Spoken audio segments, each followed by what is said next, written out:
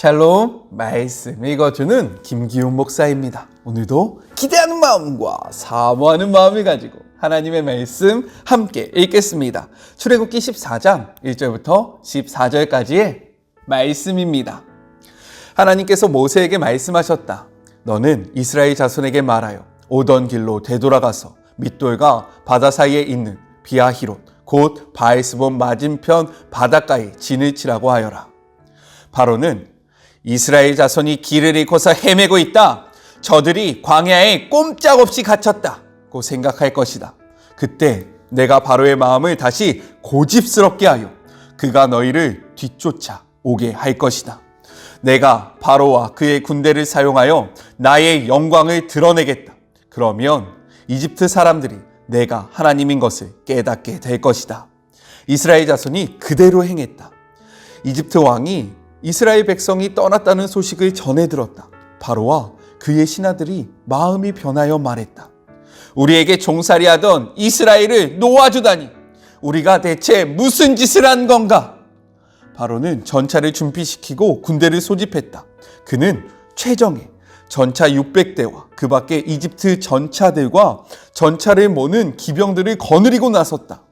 하나님께서 이집트 왕 바로의 마음을 완강하게 하셨다. 바로는 이스라엘 자손이 뒤도 돌아보지 않고 떠나가자 그들의 뒤를 쫓기로 결심했다. 이집트 사람들이 추격하여 바닷가에 진을 치고 있던 이스라엘 자손을 바짝 따라붙었다. 바로의 말이 끄는 전차들과 전차를 모는 기병들과 바로의 모든 군사가 바에스본 맞은편 비아히롯에 집결했다. 바로가 접근해 오자 이스라엘 자손이 고개를 들어 그들을 보았다. 이집트 사람들이었다. 금방이라도 그들을 덮칠 태세였다. 그들은 몹시 두려웠다. 그들은 무서워서 하나님께 부르짖었다. 그들이 모세에게 말했다. 이집트에 넓은 매장지가 없어서 이곳 광야에서 죽게 하려고 우리를 데려왔단 말입니까? 왜 우리를 이집트에서 이끌고 나와서 이 같은 일을 당하게 하는 겁니까? 전에 이집트에 있을 때 우리가 이런 일이 일어날 거라고 하지 않았습니까? 광야에서 죽는 것보다 차라리 이집트에서 종으로 사는 것이 더 나으니 우리를 이집트에 그대로 내버려 두라고 우리가 말하지 않았습니까? 모세가 백성에게 말했다. 두려워하지 마십시오. 굳게 서서 하나님께서 오늘 여러분을 위해 행하시는 구원을 지켜보십시오. 오늘 저 이집트 사람들을 똑똑히 보아두십시오. 다시는 여러분이 저들을 볼 일이 없을 것입니다. 하나님께서 여러분을 위해 싸우실 것입니다. 여러분은 잠잠고 가만히 있기만 하면 됩니다. 이것은 하나님의 말씀입니다. 오늘 말씀은요, 내용상 세 부분으로 나눠서 생각해 볼 수 있습니다. 말씀을 나누기에 앞서서 함께 묵상하면 좋을 만한 찬양을 추천합니다. 그것이 바로 보라 너희는 두려워 말고 라는 찬양인데요. 이 찬양의 가사가 오늘 본문의 내용을 담고 있기 때문입니다. 이 찬양을 함께 들으심으로 말씀을 묵상하시면 더욱더 큰 은혜가 있을 거라 생각되어집니다. 한번 들어보세요. 말씀을 같이 한번 나눠볼까요? 먼저 첫 번째 1절부터 4절 바닷가에 장막을 치게 하신 하나님에 대한 기록입니다. 하나님은요 구름 기둥과 불 기둥을 사용하셔서 수곳에서부터 에담까지 이스라엘 백성을 인도하십니다. 이제 에담으로부터 다른 곳으로 이동해야 하는데요. 하나님은 모세에게 이렇게 명령하세요. 우리 2절의 말씀을 같이 한번 읽어볼까요? 이스라엘 자손에게 명령하여 돌이켜 바다와 밋돌 사이에 비아히롯 곧 앞 바에스본 맞은편 바닷가에 장막을 치게 하여라 라고 말씀하십니다. 여기서요 돌이켜 라는 단어는요 되돌아가서 라는 뜻을 가지고 있는데 이것이 사람에게 쓰일 때는요 회개하는 사람들에게 쓰입니다. 돌이켜. 즉 우리가 죄로 향하여 나아가던 그 삶의 방향이요 돌이켜서 완전히 180도 달라져서 하나님의 은혜를 향하여 나아갈 때 이 단어를 사용한다라는 거예요. 그런데 지금 오늘 이 단어는요 사람에게 쓰인 것이 아니라 장소적인 개념으로 쓰였습니다. 따라서 이 의미는 무엇이냐면 현재 진행하고 있는 방향에서 180도 바꿔서 반대편으로 나아가라는 의미를 담고 있는 거예요. 여기서 우리는 생각해 봐야 합니다. 무엇입니까? 지금 이스라엘 백성의 수가 몇 명인지 알고 계세요? 제가 이야기했었는데 아이와 여자들을 포함하면요 최소한 200만 명은 될 것이다 라고 이야기했었어요. 200만 명이요 방향을 정해놓고 나아갔는데 그 방향에서 180도 달라서 다시 되돌아가는 것이 쉽겠습니까? 절대로 쉬운 일이 아니라는 거예요. 정말로 그들의 방향이 바뀐다는 것은 너무나도 어려운 일이었습니다. 그런데 하나님은요 굳이 그들의 방향을 바꿔서 되돌아가라고 명령하고 계신다라는 거죠. 왜 그랬을까? 분명한 이유와 목적이 있다라는 겁니다. 우리 3절의 말씀을 같이 한번 읽어볼까요? 바로가 이스라엘 자손에 대하여 말하기를 그들이 그 땅에서 멀리 떠나 광야에 갇힌 바 되었다 하리라 라고 이야기하고 있다라는 거죠. 그들이 방향을 바꿔서 나아가면요 바로가 이렇게 이야기할 거라는 거예요. 무엇이라고요? 광야에 갇힌 바 되었다. 이 말이 무엇이냐면 이스라엘 자손이 위치한 현재의 장소가 지리적으로 후퇴하거나 빠져나갈 통로가 전혀 없는 곳이다 라는 것을 나타내주고 있는 거예요. 즉 누군가가 뒤쫓아오면 이들은 도망갈 수 없는 상황이다, 갇혀있다 라는 것을 나타내주고 있는 표현이라는 거죠. 군사적으로 보면 이곳에 장막을 치는 것은요 정말로 말도 안 되는 일입니다. 그런데 이렇게 군사 전략에 능했던 모세가 이 명령을 따라야 한다는 거죠. 이것이 쉬웠을까요? 아니요. 자신의 의지와 자신의 생각이 가득 차 있으면요 이 명령을 따를 수 없습니다. 하지만 탁월한 군사 전략자였던 모세에게, 왜요? 그는 애굽의 왕자였기 때문에 이러한 그러한 군사적인 훈련을 다 받았잖아요. 그렇기 때문에 한눈에 봐도 이것은 할 수 없는 명령이었지만 하나님은 이것을 요구하셨다라는 거예요. 왜 그랬을까? 우리 4절의 기록을 같이 한번 봐보죠. 내가 바로의 마음을 완악하게 한즉 바로가 그 뒤를 따르니 내가 그와 그의 온 군대로 말미암아 영광을 얻어 애굽 사람들이 나를 여호와인 줄 알게 하리라 하심에 무리가 그대로 행하리라. 하나님한테는요 다 계획하심이 있었다라는 거예요. 이렇게 하신 이유가 그냥 내 기분이 나빠, 그냥 이렇게 하면 더 재밌을 것 같아 라는 그러한 생각에서 비롯된 것이 아니라 이 일을 통해서 하나님의 하나님 되심을 드러내시기 위해 이러한 일을 행하셨다라는 겁니다. 성경의 기록을 보면요 우리의 생각과 우리의 이성과 정말로 이 땅의 관점으로 바라보면 하지 말아야 하는 일들이 가득 기록되어 있어요. 야 저렇게 저렇게 하면 된다고? 야 저렇게 하면 망하는 거야. 야 저렇게 하면 절대 안 돼 라는 일들을요 명령하시고요 그것들을 실행하라고 말씀하실 때가 너무나도 많다라는 거죠. 왜요? 이러한 일들을 통해서 야 이건 진짜 안 되는 일이야, 야 이건 누가 해도 안 돼, 야 이건 망할 수밖에 없어 라는 이러한 일들을 통해서 하나님의 일하심을 보여주심으로 하나님의 하나님 되심, 하나님의 전지전능함을 나타내 주시기 위해서 하나님은 이러한 이들을 우리에게 명령하신다라는 거예요. 이러할 때 우리에게 필요한 삶의 모습은 무엇입니까? 이스라엘 백성이 그대로 행하니라. 우리의 생각, 모세는 탁월한 전략가입니다. 그는요 군사교육을 다 받았어요. 하지만 이것을 내려놓는 거예요. 왜요? 그는 이미 10가지 재앙을 통해서요 하나님의 하나님 되심을 발견했어요. 야, 진짜 하나님이 말씀하시면 되는구나. 야, 하나님이 명령하시면 우리의 인간적인 생각은 중요한 것이 아니구나 라는 것을 확신했기 때문에요 이러한 명령을 담대하게 그들에게 선포할 수 있었다라는 거예요. 우리는 그리스도인입니다. 우리는 말씀을 통해서 하나님의 위대하심을 경험했어요.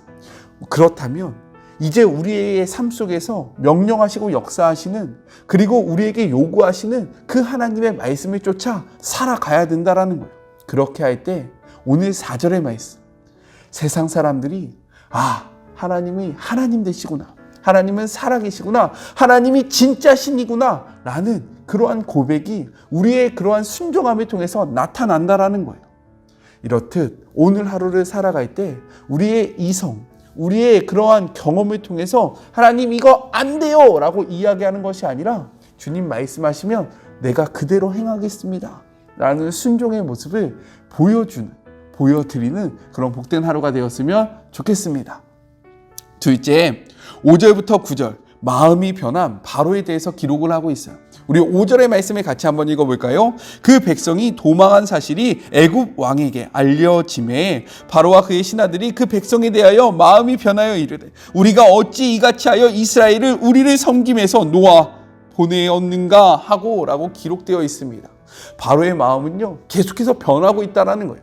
10가지 재앙 속에서도요 이의 마음은 변했습니다. 그런데 이 10가지 재앙이 끝난 후에 그의 마음이 또 다시 그의 마음이 변했다라고 성경은 기록하고 있는 거예요. 바로의 마음은 변해야 했습니다. 무엇을 통해서요? 10가지 재앙을 통해서 자신이 신이라고 생각했던 그의 마음이 자신은 아무것도 아니구나 라는 마음으로 변해야 했어요. 정말로 자신이 섬기던 애굽의 신들이 짱이다 라고 생각되었던 그의 마음이 야, 내가 섬겼던 신은 아무것도 아니고 하나님이라는 이러한 신이 참 신이구나 라는 생각으로 변해야 했다라는 거예요. 하지만 그의 마음은 계속해서 자신의 욕망과 자신의 욕심과 자신의 그러한 것들로 변해갔습니다. 우리는 어떠합니까? 우리도요, 우리의 마음이 변해야 한다라는 거예요. 성경을 읽을 때, 우리가 찬양을 통해서 기도를 할 때 우리의 마음은 변해야 합니다. 무엇으로요? 하나님을 인정하는 마음으로 변해야 하고요. 우리의 고집과 우리의 생각이 아무것도 아니라는 것을 인정하는 마음으로 변해야 해요. 우리는 어떻게 변하고 있습니까? 우리의 삶의 방향이 변할 때에 우리의 욕심과 우리의 경험과 우리의 아집으로 단단해지는 것이 아니라 하나님의 하나님 되심을 인정하는 모습으로 변화되어지는 그런 복된 하루가 되었으면 좋겠어요. 마지막 셋째입니다.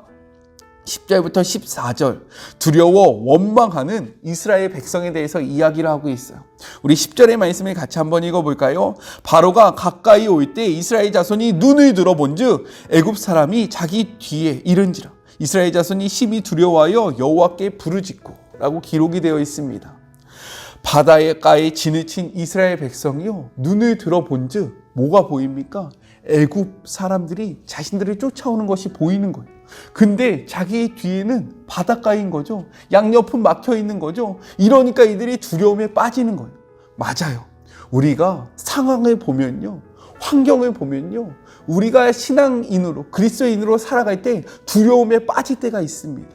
왜요? 우리가 상황을 보기 때문이에요. 환경을 보기 때문이에요. 근데 이들이 잘한 것이 있어요. 무엇이었냐? 하나님께 부르짖는 거죠. 이 두려움을 가지고 하나님 앞에 기도하는 것은 너무나도 잘한 행동입니다. 우리의 삶에 어려움이 다가오고요, 우리가 감당할 수 없는 문제가 다가왔을 때 우리가 해야 하는 일이 있어요. 그것이 무엇이냐? 하나님 앞에 기도하는 겁니다. 기도하는 것. 하나님 앞에 부르짖는 거예요. 하나님, 저는 이 문제를 해결할 수 없습니다. 지금 제 뒤에는요 바닷가가 있고 양옆은 막혀 있어요. 저는 어떻게 해야 할지 알지 못하겠습니다. 하나님 도와주십시오 라고 기도하는 모습이 우리에게 있어야 한다라는 거예요. 그런데 아쉬운 모습이 있습니다. 무엇이냐면 11절과 12절을 보면 이들은 하나님 앞에 기도했지만 하나님의 일하심을 믿지 못하였음을 알 수 있어요. 왜요? 그들은 모세를 향하여 원망합니다. 무엇이라고요? 우리가 애굽에 있었는 것이 더욱더 좋았다. 애굽에 있었으면 이런 일을 겪지 않았을 텐데. 그들은요 여태까지 하나님의 위대하심을 찬양했어요. 하나님이 우리를 위해서 일하신다라고 기뻐했습니다.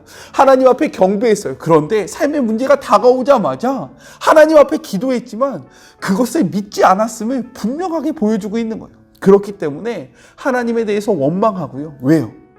모세는요 하나님을 대언하는 자입니다. 따라서 이 모세에게 불만을 막 표했다는 것은 무엇이냐? 지금 모세를 대신해서 일하고 계시는 하나님을 향하여 불평을 쏟아내는 거예요. 이들은 하나님 앞에 기도했지만 하나님의 일하심을 믿지 않았고요, 10가지 재앙을 체험했지만 하나님의 하나님 되심을 인정하지 않았습니다. 그런데요 모세는 달랐다라는 거예요. 모세는 이렇게 두려워하고 불안해하고 있는 이스라엘 백성을 향하여 이렇게 선포합니다. 우리 13절의 말씀을 같이 한번 읽어볼까요? 모세가 백성에게 이르되 너희는 두려워하지 말고 가만히 서서 하나님께서 여호와께서 오늘 너희를 위하여 행하시는 구원을 보라.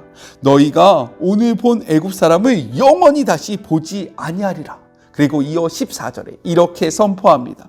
여호와께서 너희를 위하여 싸우시리니 너희는 가만히 있을지어다. 지금 이스라엘 백성의 시선은 어디를 향하고 있습니까? 애굽, 그러한 애굽의 군대에 향하여 이들의 시선이 향하여 있잖아요. 정말로 바다를 향하여 있잖아요. 사면이 막혀 있는 그러한 상황을 바라보고 있잖아요. 이러한 이스라엘 백성에게요, 모세는 선포하고 있는 거예요. 너희의 눈을 들어 하나님을 바라보아라. 상황을 바라보지 말고, 상황에 주목하지 말고 너희를 위하여 싸우시는 하나님을 바라봐라. 땅에 고정되어 있는 너희들의 시선을 하나님께로 돌려라 라고 이야기하고 있는 거예요. 이렇듯 우리가요, 신앙인으로, 그리스도인으로 이 땅 속에서 살아갈 때 환경과 상황을 보면요, 우리의 마음이 두렵고 낭망될 때가 있어요. 저도 그렇습니다. 환경을 보면, 상황을 보면, 코로나를 바라보며 코로나 가운데 지금 벌어지는 일들을 보면요, 자꾸만 주눅이 들어요. 할 수 있을까? 과연 될까? 이것이 맞을까? 라는 생각이 듭니다. 근데요, 모세가 명령한 대로 믿음의 눈을 들어 우리를 위하여 일하시는 하나님을 보면요, 우리의 마음이 평안해져요. 저의 마음이 평안해집니다. 왜요? 우리의 하나님이 전능하신 하나님이고요, 이 상황보다 우리의 하나님이 크시기 때문인 거예요. 우리의 하나님이 말씀만 하시면 이 상황은 단숨에 역전되어질 수 있기 때문에 저의 마음이 샬롬이 찾아옵니다. 마찬가지예요. 저는 여러분이 어떠한 상황 속에서, 환경 속에서 살아가는지 알지 못합니다. 하지만 모세가 했던 이 권면으로 여러분에게 권면합니다. 상황을 보지 마시고요, 우리를 위하여 일하고 계시는 하나님을 바라보세요. 그러할 때에 우리의 마음속에 평안이 찾아오고요, 그 문제, 해결될 수 없을 만한 그 큰 문제들이 주님의 이름으로 해결되는 그러한 일들을 바라보게 되실 거예요. 우리 상황을 보지 말고 하나님을 바라보는 그런 복된 하루를 보냅시다. 같이 기도할까요? 하나님 감사합니다. 믿음의 눈을 들어 주님을 보기를 원합니다.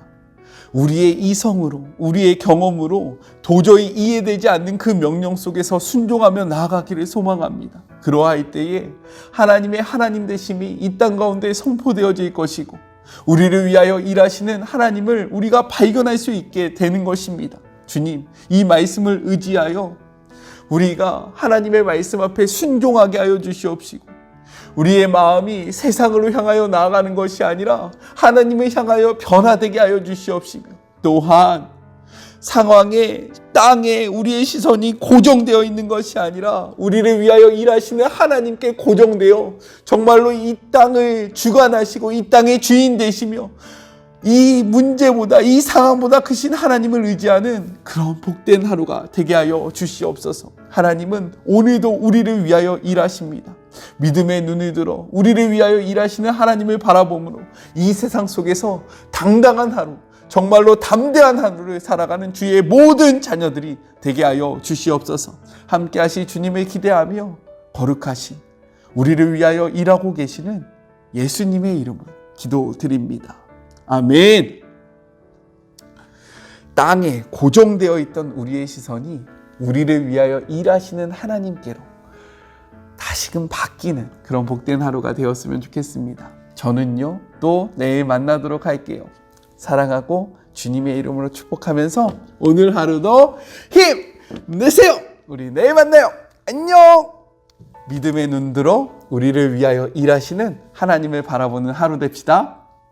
오늘도 수고하셨습니다.